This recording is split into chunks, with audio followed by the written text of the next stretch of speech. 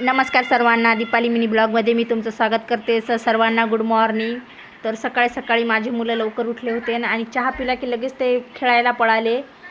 थंड असं वातावरण होतं. नंतर मी सकाळी स्वयंपाकाला सुरुवात केली. तर स्वयंपाक बनवायला घेतला. मी सकाळी खूप लवकर स्वयंपाक बनवणार होते आज.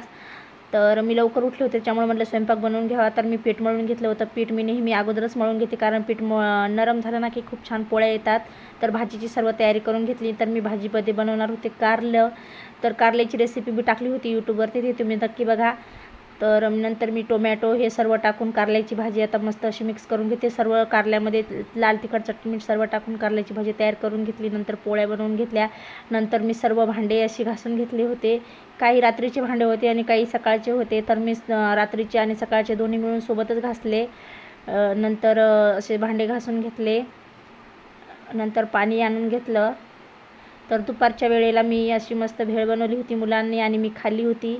चिवडा होता, त्याच्यामध्ये टोमॅटो आणि लिंबू कांदा टाकून मस्त भेळ बनवली होती. तर हे मुलं अशी धिंगाणा करत होते. नंतर मी दुपारी असं धुणं वाळलं होतं, तर धुणं काढून घेतलं, कपडे काढून घेतले.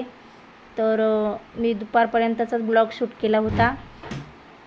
तुम्हाला व्हिडिओ आवडला असेल तर लाईक करा, शेअर करा आणि सबस्क्राईब करा. व्हिडिओ कसा वाटला ते कमेंट करून सांगा.